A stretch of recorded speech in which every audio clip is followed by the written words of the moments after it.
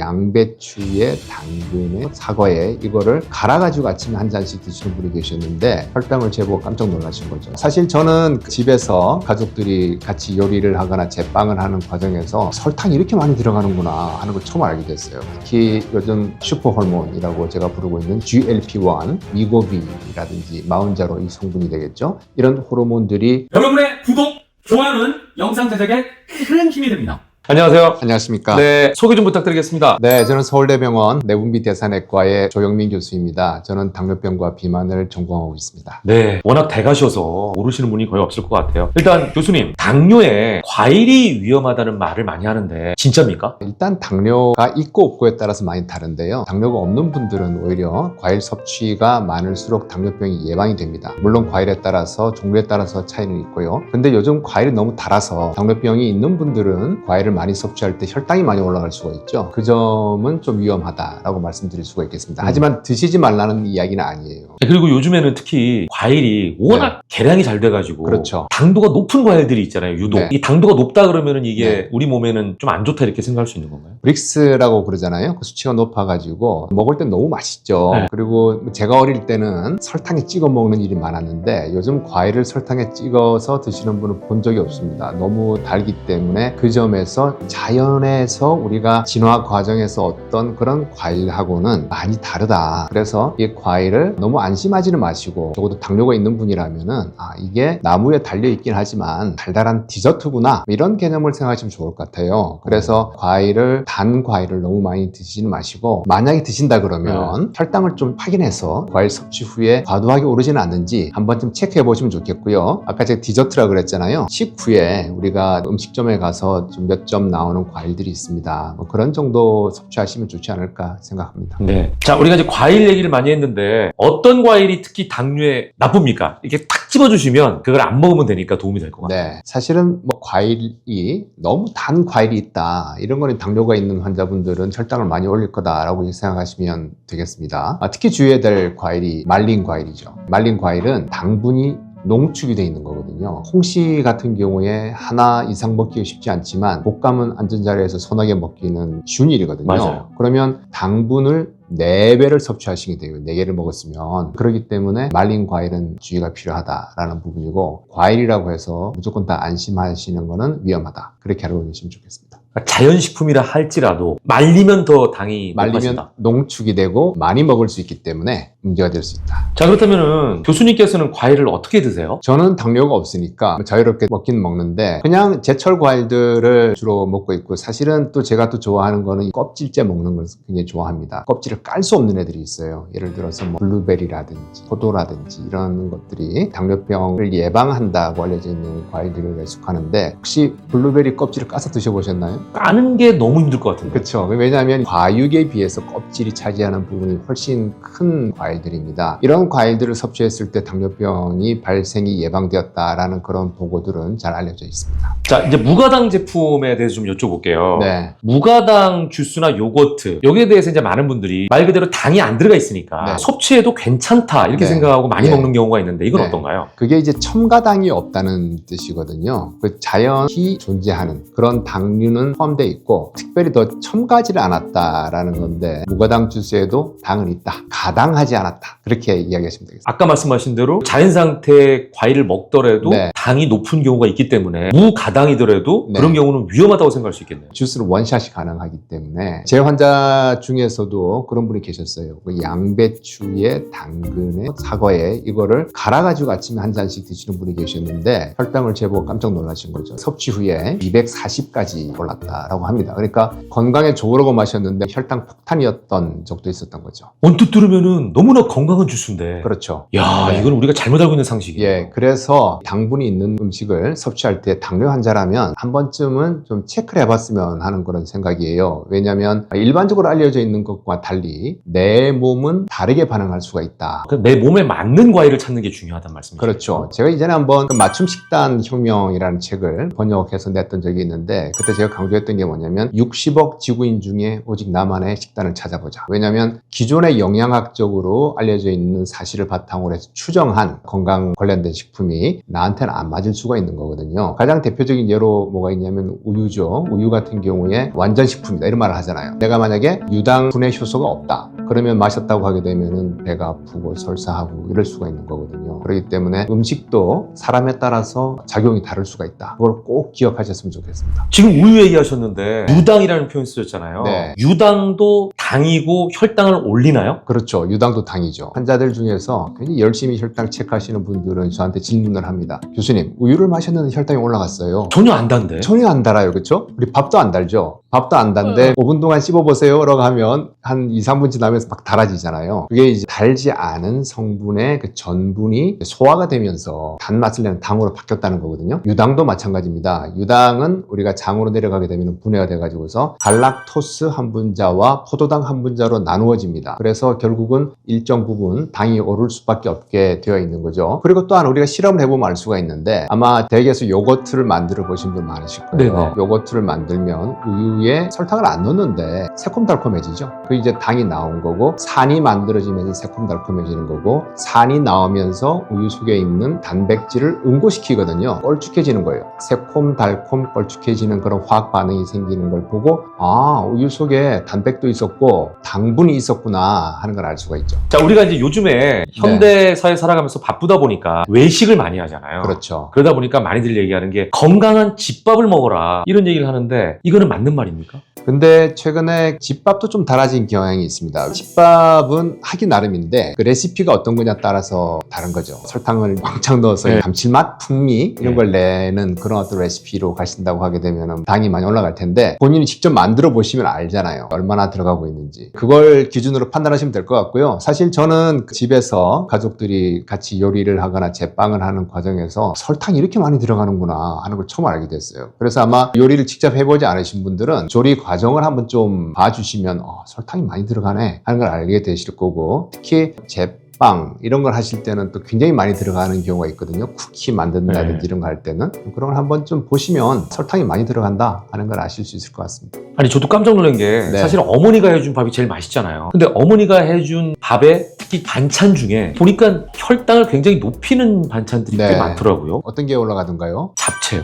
잡채요. 잡채도 간장으로 이제 소스 만들잖아요. 그거 하면서 설탕이 꽤 들어갔던 것 같아요. 잡채의 그 면도 당면, 그것도 이제 탄수화물이고 요즘 그래서 그 단맛을 낼 때 설탕을 넣지 않으려고 대체 감미료를 쓰는 경우들도 많이 있죠. 적절히 잘 쓴다 그러면 맛은 살리고 혈당은 덜 올라가게 하고. 외식은 그럼에도 불구하고 여전히 더 집밥보다는 위험성이 높다 이렇게 볼 수는 있네요. 최근에는 이제 좀 그 순한 맛 혹은 슴슴한 맛도 이제 많이 생기고 있고 그리고 채식 위주의 그런 식당들도 있고 하기 때문에 그런 건 바람직한 경향이라고 생각을 하고요. 그리고 본인이 직접 조리하지 않았기 때문에 이 안에 당분이 얼마나 들는지 모른다는 거죠. 그렇기 때문에 혈당을 신경을 쓰시면서 드시면 좋을 것 같아요. 드신 후에 혈당을 재보시라는 거죠. 자, 그리고 요즘에는요 먹는 순서만 바꿔도 사실은 혈당을 조절할 수 있다 네. 이 얘기도 있더라고요. 네. 교수님께서도 먹는 순서가 중요하다고 생각하십니까? 그렇게 생각하고 있습니다. 저희 연구 결과에서도 그런 게 많이 나왔었고요. 당분만 그냥 들어가게 되면 무혈 입성을 하는 거예요. 장으로. 그냥 들어가서 아무 경쟁자가 없습니다. 그냥 흡수돼 버리면 빨리 흡수되는 거죠. 그런데 단백, 지방 혹은 식이섬유가 먼저 들어가 자리를 잡고 있으면 경쟁을 해야 되거든요. 그러다 보니까 아무래도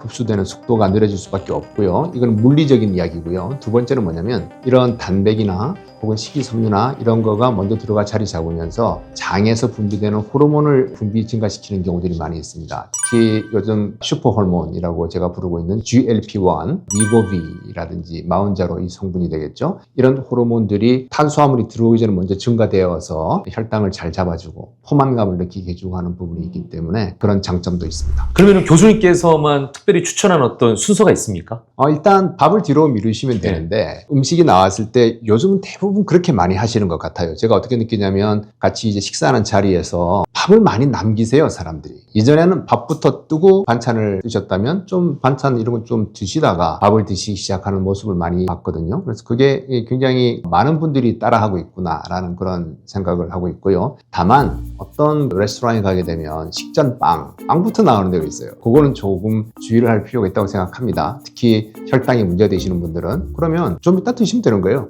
그 점을 조금 주의했으면 하는 생각입니다. 순서가 굉장히 중요하네요. 네. 그리고 저는 이게 가장 궁금한 질문이야. 아마 시청자분들도 가장 궁금할 것 같아요. 억울할 수도 있고요. 같은 음식인데 네. 왜 사람마다 혈당 반응이 예. 다르냐는 거죠. 나도 저 사람이랑 똑같이 먹었는데 왜 내가 더 오르냐 그러면 억울하잖아요. 억울하죠. 그걸 알면 좋을 텐데 잘 몰라요. 그러니까 아마 개인의 어떤 유전자, 그리고 장내 세균, 소화 능력, 이런 등등이 관여할 것 같은데 우유 같은 경우에도 유당 분해 요소가 있고 없고에 따라 달라지는 거고 어떤 사람은 술을 먹었을 때 얼굴이 빨개지고 어떤 사람은 아니고 어떤 사람은 술을 잘 먹고 어떤 사람은 술을 한 잔도 못 먹고 이런 게 있잖아요. 음식도 그렇다라고 생각을 하고 있는 거고요. 그러면 이런 비유를 들 수가 있을 것 같아요. 똑같은 수업을 들었어요. 수학 시험을 봤어요. 우리 반 평균이 80점이에요. 평균 80점이 중요한가요? 내가 100점일 수도 있고 40점일 수도 있는 거죠. 나의 점수가 중요하죠. 그렇죠. 그 평균이라고 하는 거는 담임 선생님한테 중요한 거고 나는 내 점수가 중요한 거거든요. 그렇기 때문에 음식에 대한 혈당 반응도 똑같은 수업을 들은 학생들의 수학 점수와 비슷하다. 그렇게 이해하시면 될 것 같습니다. 그럼 이거는 사람마다 반응이 다른 이유가 이것 때문이다라고 콕 집어서 얘기할 수는 없는 거네요. 한 가지 요인에 의해서 결정되는 부분은 아니거든요. 그래서 유전자, 그리고 그 사람의 소화 능력, 그리고 그 사람이 가지고 있는 장내 세균 이런 것들이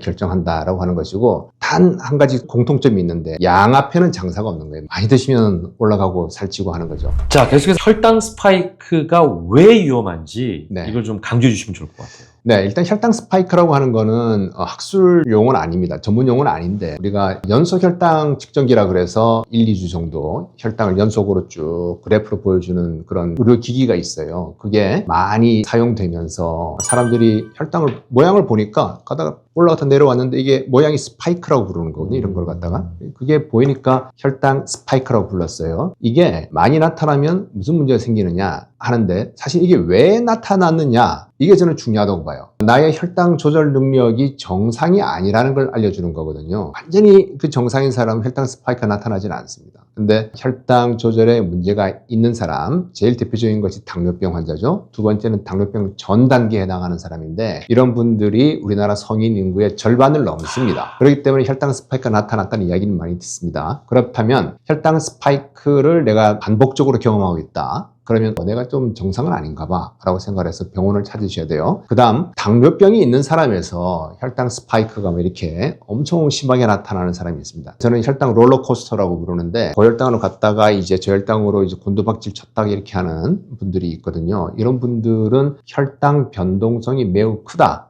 라고 이야기를 하고 있고 그런 혈당 변동성이 우리 몸에 스트레스가 돼가지고서 염증을 촉진시킨다든지 이런 부분 때문에 당뇨병 합병증이 증가될 수 있다라고 그렇게 생각하고 있죠. 무섭네요. 자, 이제 가장 근본적인 질문을 좀 여쭤볼게요. 아까 50% 정도가 당뇨거나 당뇨 전 단계다라고 굉장히 충격적인 수치를 말씀해 주셨는데 네. 왜 현대인에게 당뇨가 이렇게 흔해졌을까요? 사실 유전자가 변하지는 않았는데 우리 조선시대에는 당뇨병이 거의 없었던 것으로 생각을 합니다. 왜냐하면 우리나라에서 처음으로 당뇨병을 얼마나 가지고 있는지를 조사했을 때 그게 5%가 채 되지 않았거든요. 그리고 서울대학교 병원에 처음으로 당뇨병 클리닉이 만들어졌던 것이 1960년대 초반으로 기억하는데요. 그때 1년에 환자가 10명이 안 왔다고 합니다. 근데 저는 하루에 100명은 보거든요. 굉장히 많이 늘어난 거죠. 그렇다면 유전자가 문제일까요? 아니면 환경이 문제일까요? 환경이겠죠. 환경이 문제이죠. 그렇습니다. 그래서 유전자의 문제가 아니고 이건 환경의 문제다. 그리고 이 가족력이 있는 경우들이 많기 때문에 유전자도 영향이 있다라고 봅니다. 그렇다면 당뇨병이 생길 수 있는 유전자를 가진 사람이 특정 환경을 만났을 때 생기는 건데 이 환경이라고 하는 거가 고칼로리의 음식, 고칼로리 음식은 당분이 많거나 지방이 많거나 이런 음식들이죠. 그리고 신체 활동이 거의 없다라는 많이 줄어들었다는 거죠. 운동을 잘 하지 않고 이런 부분들, 그다음에 스트레스, 그리고 환경오염 등등등 굉장히 많은 요인들이 동시에 작용을 해서 당뇨병이라는 결과를 만들어내는 겁니다. 근데 더 놀라운 거는 수명이 점점 길어지고 있어요. 그건 뭐냐면 관리를 잘하면 된다 이거죠. 빨리 병이 있는 걸 찾아서 적절한 치료를 받으면 좋다. 이 점을 강조드리고 싶습니다. 네, 지금 중요한 얘기를 해주셨는데, 네. 자, 그러면은 당뇨 이미 걸린 사람이거나 그 전 단계에 있는 사람도 관리를 해야겠지만 그 전에 관리를 하면 예방이 되는 거잖아요. 네. 예방을 하기 위한 식습관이라든지 중요한 포인트 좀 짚어주시죠. 일단 이론적으로는 우리가 뭐 많은 이야기를 할 수가 있어요. 근데 실험으로 증명이 된 게 있느냐, 특히 이런 거는 이제 임상 시험을 통해서 증명이 된 게 있느냐 하는 것인데, 미국과 핀란드와 중국 등지에서 당뇨병 예방 연구가 2000년대에 많이 됐던 적이 있습니다. 그때 공통적으로 했던 게 뭐냐면 체중 감소입니다. 특히 비만 혹은 과체중인 사람이 5 내지 7%의 체중 감소를 하는 거죠. 그러니까 100kg이면은 95까지 빼는 거죠. 5 내지 7% 그렇게 큰 그 체중 감소는 아닙니다. 이런 체중 감소, 그 다음에 식이섬유가 많은 음식들, 신선한 음식들, 그리고 규칙적인 운동입니다. 적어도 일주일에 150분은 유산소 운동을 하는 것이 좋겠다. 그리고 칼로리 섭취도 제한해야 되는데, 특히 포화지방 섭취를 줄이는 등등의 이런 식이요법, 운동요법, 체중 조절, 이걸 강조를 했었습니다. 그래서 이런 것을 통해서 당뇨병을 예방할 수 있다라고 보시면 되겠어요. 최근에 그래서 이런 모든 것들을 이렇게 모으셔가지고 책을 내셨는데 네네. 간단하게 소개를 좀 해주시면. 네, 제가 뭐 혈당 스파이크 제로라는 그런 책을 냈는데요. 혈당 스파이크라고 하는 거가 학술 용어가 아니라고 제가 말씀을 드렸잖아요. 그래서 그런지 오해가 굉장히 많다라는 그런 생각을 했습니다. 제일 큰 거는 뭐냐면 이 혈당 스파이크에 대한 정의가 없다 보니까 본인의 혈당이 정상 반응인데, 예를 들어서 아이스크림을 먹기 전에 혈당이 90이었고 먹고 나서 125가 됐어요. 조금 올라갔으면 이거는 정상 반응이거든요. 그런데 우리가 그래프로 나타날 때 뾰족하게 보인단 말이죠. 그래서 혈당 스파이크가 나타났다고 이제 그 SNS에 올리고 이런 일이 생기고 걱정도 많이 하시고 이렇게 되시는데, 어디까지가 정상인지 그걸 좀 알려드리고 싶었고, 그리고 이제 다이어트를 하게 되면 살이 빠진다. 맞다? 아니다. 굉장히 학계에서 논란이 많이 있습니다. 그래서 그런 부분들. 그리고 뭐 애플 사이다 비네가를 에삽이라 그러죠. 그걸 먹으면 정말 혈당이 좋아지고 살이 빠지는가, 이런 부분들을 근거를 한번 따져보자 라는 그런 생각으로 쭉 조사를 해서 책으로 엮어내게 됐습니다. 네, 많이 팔렸으면 좋겠네요. 네, 감사합니다. 네, 오늘 말씀 고맙습니다. 네, 감사합니다. 여러분, 사실 요즘 건강도 건강이지만 가계 지출을 신경 안 쓸 수가 없습니다. 병원비에, 약값에, 식비에, 교육비에, 거기다가 통신비까지 만만치 않잖아요. 그래서 저는 최근에 아주 똑똑한 선택을 했습니다. 여러분께 알려드릴까요? 인터넷만 새로 가입해도 최대 48만 원, 휴대폰은 최대 50만 원, 정수기 렌탈은 최대 30만 원까지. 더불어 인터넷 가입과 동시에 전화기는 안 바꾸고 통신사만 바꿔도 최대 30만 원 혜택을 준다니까요. 그리고 추천 이벤트도 있어요. 내가 가입하고 지인을 소개하면 신세계 상품권 4만 원이 중복 지급됩니다. 1명, 2명, 3명 지인 추천도 쌓이게 되면 나에게 고스란히 혜택이 돌아오겠죠? 꿀팁이라서 여러분께 알려드리고 싶은 겁니다. 자세한 내용은 전화 1670-2521로 거셔서 상담하시거나 네이버에 인터넷 비교원 검색하셔서 상담 신청해 주시기 바랍니다. 여러분, 건강도 챙기시고 통신비도 꼭 챙겨가세요. 역시 인터넷 비교원.